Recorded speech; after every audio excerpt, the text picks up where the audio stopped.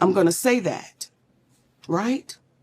Now, here's where, when you did that interview with Kat, I could respect how you do it. Because Kat said, you let them people lie in your face.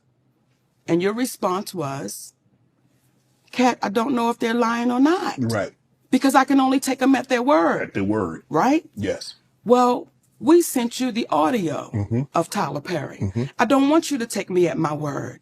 I want you to hear his words. And what did you hear that man saying? What did you hear that man saying? He said it. What did he say? Is Monique, you know you're not supposed to be recording people. No. Let me back up. Okay. Everything we did was legal. And here's where a black woman really gets the kick in the ass. Had I not recorded Tyler Perry, then it would have been my word against his. And then on top of that, it would have been, he's so powerful, we can't even pay no attention to that. Right. Well, now I have him on audio, which is legal to do where we live. Right. Okay? We have him on audio. And do you know what some people then said? Why would you record him? Just like you sat there and said, you know it's illegal to... But did you hear what the man said? I violated you. Yeah. I mistreated you. Yeah. Do you know, Shannon, that's cost my family tens of millions of dollars? Yeah. Over a lie and a rumor? Is he gonna he's gonna compensate you for that? I want you to look in your camera. Yes. And I want you to talk to Tyler Perry because you heard what that man said. So ask him, will he compensate my family for that? Tyler, will you come on Club Shay Shay and let's have a conversation about the fair compensation for what transpired between you and Monique? You can sit right here and she's sitting right here and you and I can have a conversation. And we'll do you one better. And give me 5 on that, baby. We'll do you one better, Shay. My husband and I'll sit right next to him. See, with this whole situation and some of the people that Kat...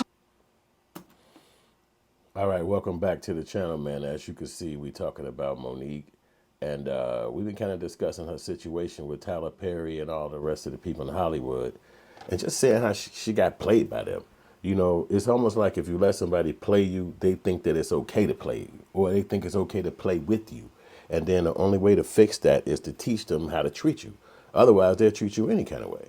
And you might be the kind of person with a short temper, or you might be the kind of person like her that's going to do an outburst about it. Like, she's not going to be quiet. She's not going to not say nothing because of these people supposed power or their level of influence. It's like, who cares? You crossed me. And so that's all it has to take for me to have to get in your face and tell you how I feel. And yeah, it might not feel good to you. You might want me to shut up, but you ain't my boss. You don't control me. And a lot of people like those, they are bosses of other people. And those other people subservient, and they might be scared. They might be looking at it like, this is my bread and butter. I'm not going to disrespect this person. I'm not going to disrespect this entity.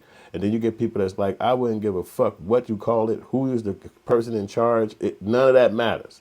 If you play with me, if you disrespect me, it's on site, not when I come back, not later on down the month.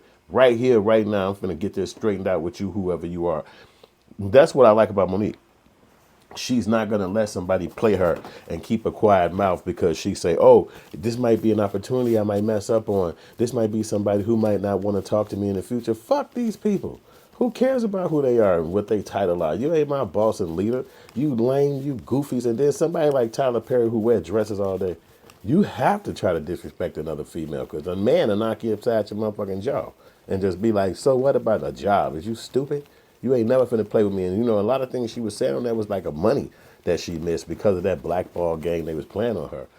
And it make you sad because it's like we're all supposed to be black people, but they don't never really have this same kind of vitriol for the white counterparts that they come toe to toe with. And you know they have to come toe to toe with some of these people because you outside your mama house, you outside in the world. And these people gonna treat you the way they feel like it. And until you get some balls or stand up for yourself, nobody's gonna care.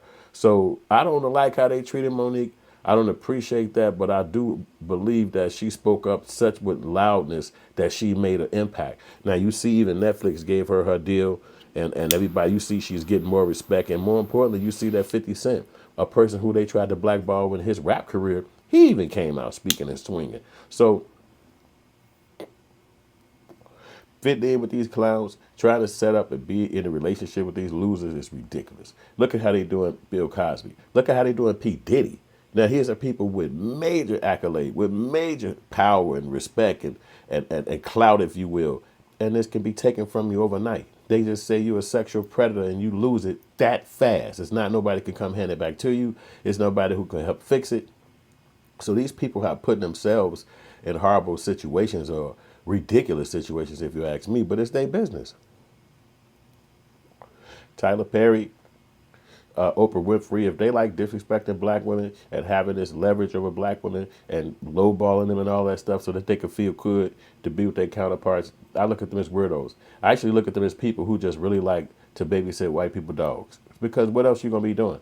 Here you got millionaires with super amounts of money with no babies, with no kids, with no offspring, with no next generation. They just sitting around. They just in love. They just there. And it's like, nigga, you ain't gonna have a baby. Y'all ain't gonna have no children. Do you know that you're gonna die one day and this money not gonna be left on this planet? But all the white people y'all around got kids, have children, have families and shit, and dogs. And that's why I say they probably just go take their dogs in them black motherfuckers' cribs and be like, hey man, keep our dog. And that's what they have to do. But, you know, it's their job. It's what the career they set out to have for themselves. And that's what it turned into. So for somebody like me, I kind of look at it like it's almost like a slap in the face to the black culture because we've done too much to try to build ourselves up as one culture, as one unit, as black people. And then to have to see these people stoop so low to just sit around people and be in a midst or be around them, it really does make you feel. And sometimes I think it's a threat on their life. Like if they speak up, if they go against the grain, if they have something to say, they could actually be killed, and they don't want to go through that. They don't want to go through the threat of somebody trying to hurt them or get at them. So they just kind of like be shady or be phony or be weak or won't speak up or you know, leave you down a pipeline. Because she was saying that they was trying to blackball her and stop her from doing work, even though they was the ones who wasn't doing the work. Who wouldn't? They said they would never take nothing for free, but they wanted her to work for free, which it didn't make no sense.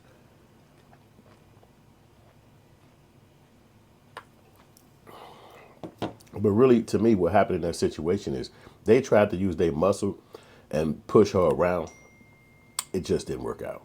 I mean, it just did not work out. She didn't allow herself to be a person who could be pushed around by them. And they actually just kind of lost that fight. Yeah, they maintained their money, and she lost a lot of time and money.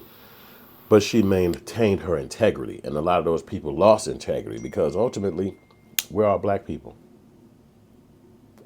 So at the end of the day, you're not escaping blackness by being so close to white people or even conniving on other blacks. You know, she say, yo, did you recorded his phone call? Shay Shay asked him, and she said, yeah, in our state you can. You can record phone calls where we from. So what's the deal? It might not be like that where you from. That's just how it is. But where we from, you can do that. So, and if she said that it's speaking truth to power, if she didn't record that, nobody would have believed anything she said. That's also true. So it's like it's this real touch and go with all that, man. You just don't know. But I do believe that I'm glad that she spoke up for herself, that she pushed back against them because there's no leverage that you have over somebody because of your title or your job. In my opinion, it might be like that at some people places where they have to work and go and punch in and pay their bills, but I just don't believe that. I believe everybody's equal. Everybody got their own power. Everybody got their same, you know, level or leverage, and nobody could try to push that off of that. Look, for instance, if a person is at a job for years, like for instance, 20 years, 15 years, they call that seniority.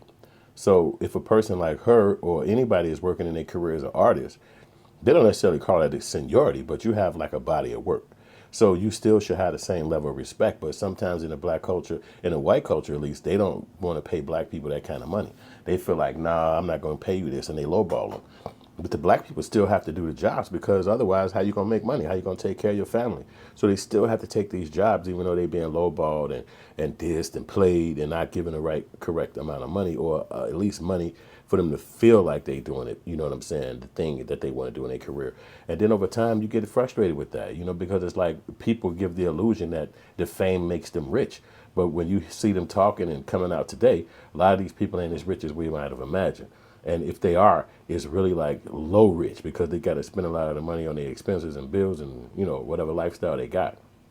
So, You learn along the way, and then you kind of have to question yourself: is fame that important? Is the pain that important? Like, you know, you can see that Monique has been through a lot of pain.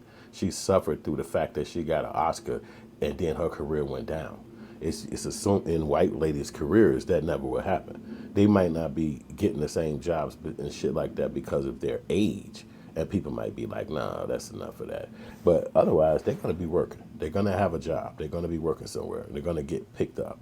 So, you know, let me know what y'all think in the comment section, man. Is Monique stupid for coming out here still beefing over the same stuff? Is Monique correct, man? Was she right by calling out them haters and them people speaking truth to power? Was she right by making sure that nobody could trip on her, that she was making a legacy for the new generation coming behind her? Let me know in the comment section what you think. This your boy Yusef Hood, Hood Films. We out.